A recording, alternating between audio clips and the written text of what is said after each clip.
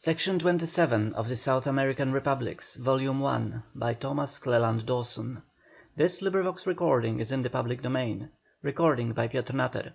Part 4, Brazil. Chapter 5, Early Colonization. The permanent settlement in Brazil was begun by deserters and mutineers set on shore from ships on their way to India or to cut Brazil wood.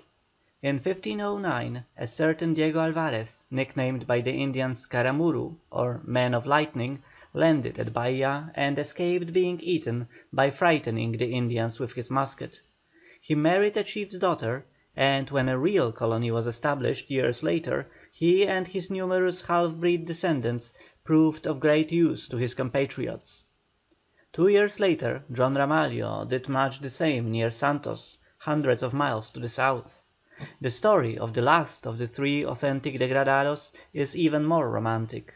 His name was Aleixo Garcia, and with 3 companions he landed about 1526 in the present state of Santa Catarina.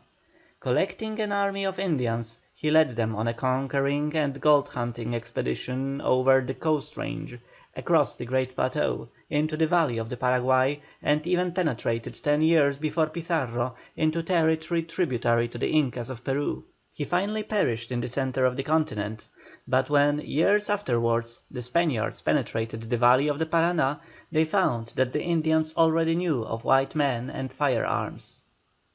As early as 1516 the Portuguese government offered to give farming utensils free to settlers in Brazil, and it is probable that shortly afterwards some sugar was planted. The first serious and official effort to cultivate sugar was made in 1526. Christovan Jacques founded a factory on the island of Itamarica, a few miles north of Pernambuco. It was shortly destroyed by the French Brazil wood hunters, and the settlers fled to the side of Pernambuco and renewed the effort pending the arrival of reinforcements. Seekers of Brazil wood hailing from Honfleur and Dieppe were swarming along the coast. The value of the region for sugar raising began to be appreciated. When the news came of the failure of the Spanish expedition which Cabot had led to the Plate, the Portuguese government determined to fit out a considerable expedition composed of colonists and families as well as soldiers and adventurers. Seduced by the cry, "We are going to the Silver Plate," 400 persons enlisted. The 5 vessels were commanded by Martim Afonso da Souza, a great general and navigator who had already proved his capacity, and who later went to the very top in the East Indian Wars. He was instructed to expel all intruders and establish a permanent fortified colony.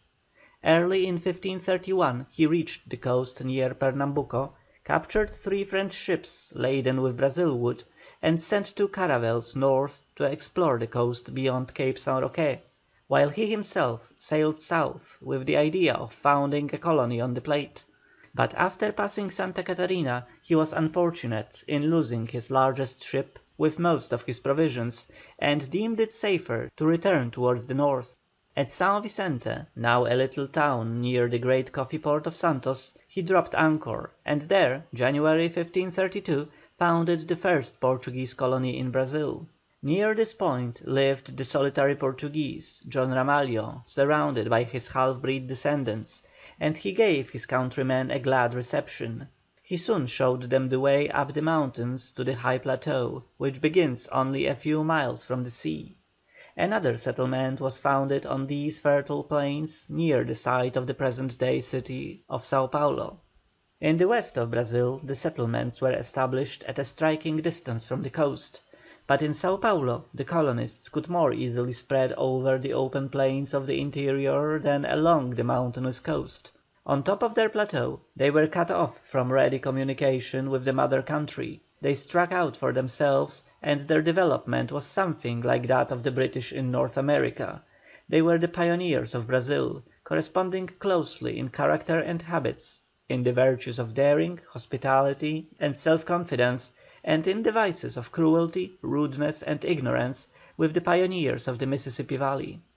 The Paulistas were all profoundly influenced by their intimate association with the Indian tribes. In the early days intermarriages were frequent, but the continual reinforcement of the European element, and the inferiority in capacity of reproduction which the Indian has shown in Brazil, make the traces of that intermixture hard to discover at the present time. The Paulistas and their descendants in the interior states are taller, slenderer, darker, and more active and graceful than the modern Portuguese. Their hands and feet are smaller, their movements more nervous, their manners more self-confident. The successful founding of a considerable colony in Brazil aroused interest at home, and many countries solicited the Crown for grants. It was decided to partition the whole coast into feudal fiefs, each proprietor undertaking the expenses of colonization and being given virtually sovereign powers in return for a tax on the expected production. Each of these captaincies measured 50 leagues along the coast, and extended indefinitely into the interior. In 1534 12 such fiefs were created, covering the whole coast from the mouth of the Amazon to the island of Santa Catarina, these being the points where the Tordesillas line met the seaboard. 6 of these proprietors succeeded in establishing permanent colonies. Martín Afonso's settlement has already been described. In 1536 his brother, Pero Lopez, established Santo Amaro within a few miles of São Vicente. Naturally its history soon became confounded with that of the larger settlement. Duarte Coelho founded Pernambuco in 1535, and in it was soon absorbed Itamarica, the second of the 2 colonies founded by Pero Lopez in 1536. The other 3 permanent settlements were Victoria, the nucleus of the present-day state of Espírito Santo, Porto Seguro, and Ilhéus. No one of them prospered, and their territories are still among the most backward part of the Brazilian coast. The donatory of the territory, which included the Bay of Bahia, started a town, but it was destroyed by Indians. The other 5 captaincies were not taken hold of seriously by their proprietors. The 4 nuclei for the settlement of Brazil were Sao Paulo, Pernambuco, and the later colonies of Bahia and Rio de Janeiro. Martín Afonso recked little of his fief or its revenues, and left his Paulistas to work out their own destiny. Pernambuco was on the track of every ship which came to South America. The neighbouring interior was level and easily accessible from the coast.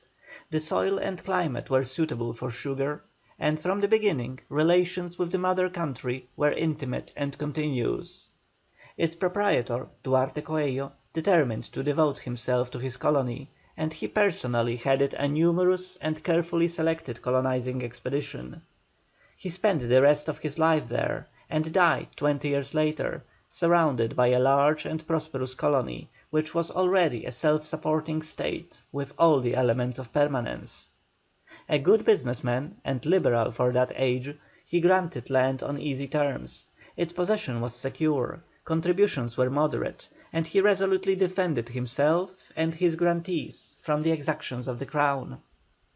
The Portuguese occupation of Brazil was induced solely by commercial considerations. Explorers and emigrants went out to make their fortunes, not to escape religious or political tyranny. When the first voyagers were disappointed in not finding gold mines, they turned their attention to Brazil wood. Soon the suitability of the territory for sugar was discovered. The European demand for this luxury was increasing, and the Portuguese had become familiar with its culture in Africa. Cane was taken from Madeira and the Cape Verdes to Brazil before 1525, and there is a record of exportation at least as early as 1526. Here was found the basis for the real colonisation.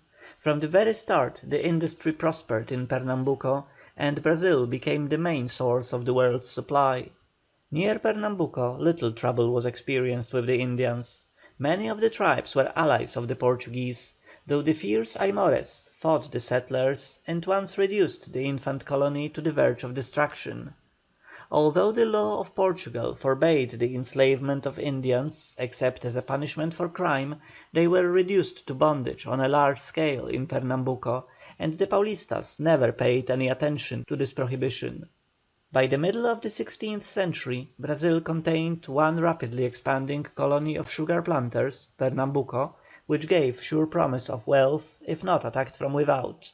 a half dozen moribund settlements on the 1,000 miles of coast to the south, and an isolated but vigorous and self-sufficing group in Sao Paulo, whose inhabitants produced little for export, but who were reducing the aborigines to slavery in an expanding circle. In the last there was a considerable proportion of Indian blood, and in the first a large number of Negroes. The small captaincies were little more than resorts for pirates and contraband traders in Brazil wood.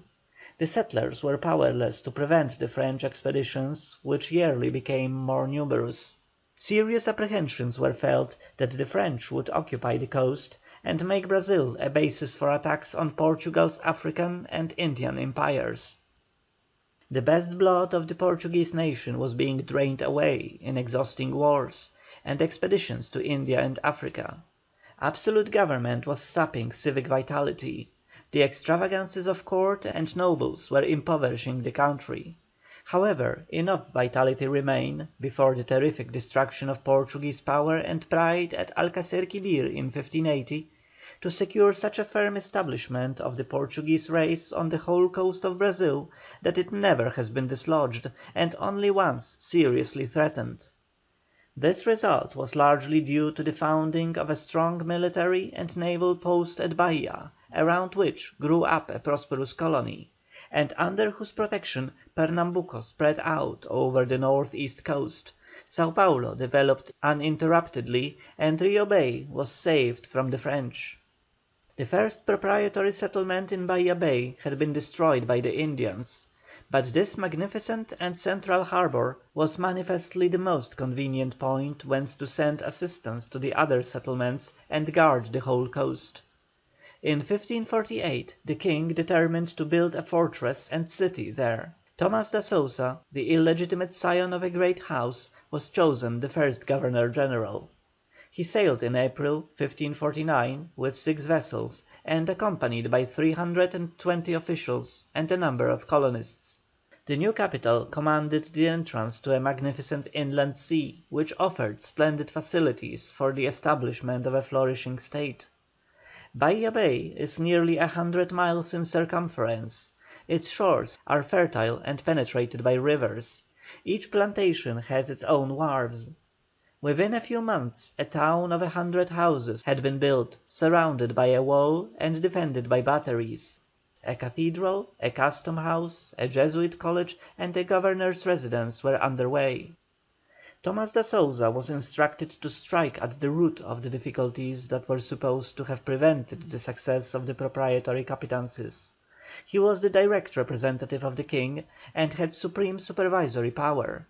Other officers, however, were associated with him who were independently responsible in judicial, financial, and naval matters. He was closely bound by instructions covering every detail that could be foreseen, and these instructions clearly show the centralizing and jealous spirit of Portuguese institutions and ideas. Few Portuguese of that age were able to rising to an appreciation of the economical advantages of freedom.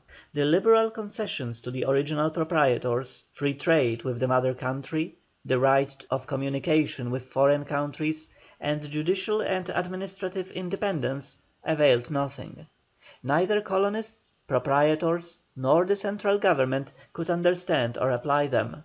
Brazil was subjected to a systematic and continually more rigorous exploitation by the home government, and to the irresponsible and uncontrolled military despotism of little satraps. In Bahia, as in Pernambuco, the sugar industry prospered from the beginnings. Bahia is close to Africa, and navigation across is safe and easy. The importation of blacks began immediately, and the port continued to be the greatest entrepôt and distributing point for the trade during 3 centuries. Bahia's population is more largely black than that of any other city in Brazil, and the pure African type is frequently seen on its streets. The local cuisine includes many dishes of African origin, and the local dialect many African words. Certain African dialects are spoken to this day, and a few Mohammedan negroes there still perform the rites of the Koran in the most absolute secrecy. The municipal government of the town, though under the overshadowing power of the governor, showed some vitality and independence. The fertile island of Itaparica, just opposite the city, had been granted to the mother of a minister. Though the donation was repeatedly confirmed by the King himself, she and her heirs were never able to put their agents in possession. The Municipal Council successfully insisted that the original royal instructions to the Governor required all grantees to occupy their estates in person. Section 27.